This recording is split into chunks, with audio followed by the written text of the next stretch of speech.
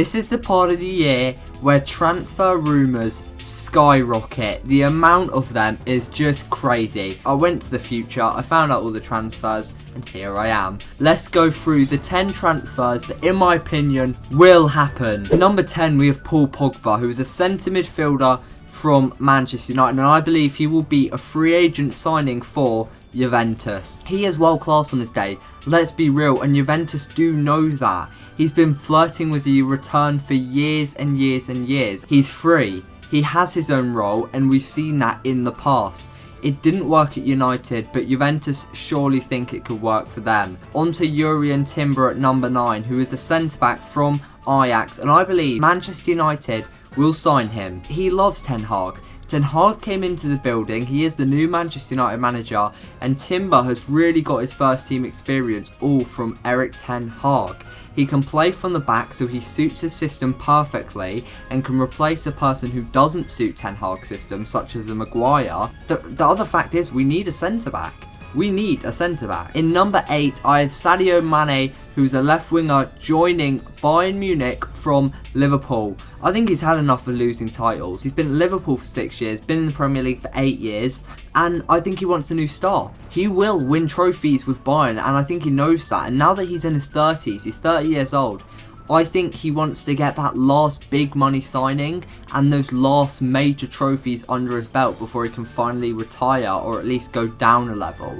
On to Suarez, and I think he will sign for Aston Villa. The thing we've got to be clear with is Gerrard, he's already made a fairy tale signing, so why couldn't we see a player like Suarez join? He's already signed Coutinho, why not get one of the old boys back, get the band together and sign Suarez? Plus the fact that Ollie Watkins and Danny Ings have been inconsistent. They need a striker, they need a consistent striker. What other team who he'd be happy to join and who'd be happy to pay his wages would take him at the club? I don't think there's another team who would actually take Luis Suarez except for Newcastle, and I haven't heard any rumours whatsoever, so unless he doesn't want to play next season, he's joining Aston Villa. We have Dean Henderson from Manchester United, goalkeeper, and I believe he will be signing for Newcastle. De Gea has been clear number 1. I think he's had 0 Premier League starts this season, and he wants to play games. He is frustrated because of the minutes he's been getting for United under his belt. He wants a new move, he wants a new dream. And what club has just got new dreams?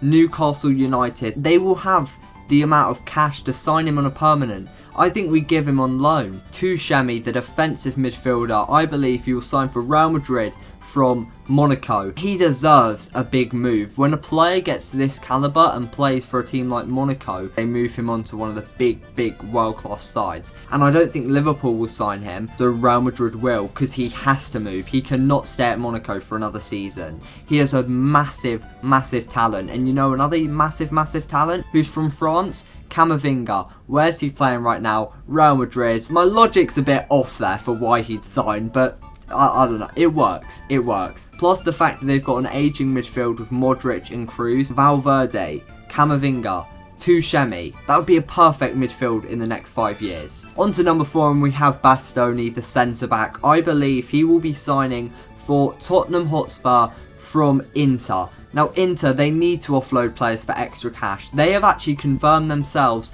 they're going to do what they did last season. What they did last season was they tried to make extra room for profit. They sold Lukaku, they sold Hakimi, their biggest assets left the club, and they're doing that once again. Bastoni is young, he is wanted, and Spurs need a centre-back. And the gaffer who actually gave Bastoni his first chance in a first team was Conte, and he thrived under him, so why would he not want to reignite? On to number 3, and it's Dybala, and I believe because now he's a free agent, he will be signing for Roma. Roma are chasing top 4, then title hopes, and I think he wants a new start where he can be the star, where Jose Mourinho can build the team around him, and I think playing alongside Zaniolo and Pellegrini in that midfield 3. Flames, also, he'd look good in Roma colours, let's be honest. On to Nkunku in number 2, the attacking midfielder. I believe he will sign for Liverpool from RB Leipzig. Now I've told you that Mane will leave, and I think he will, and then I think they will sign Nkunku as a direct replacement. And the reasoning for this is, what type of attackers has Klopp signed recently? Luis Diaz. Where can he play? So many positions. And there are others who are very versatile, and I think the fact that Nkunku can play an attacking midfield, right wing, striker, he's just the perfect player to get you goals, get you guaranteed assists. He would fit Klopp's rock and roll pressuring style, and they'll need a new attacker slash midfielder anyway, because Origi's gone as well. On to the last confirmed transfer from the future, and it's Rafael Leao to Real Madrid from AC Milan. Now this is one which, you know, you guys wouldn't think would happen, but it's been his best season so far, and what comes with goals and assists comes speculation, so I think Real Madrid will actually be sniffing around him a lot. And what has happened recently with Real Madrid is they've lost out on the two players they would have loved to sign. First up with Haaland.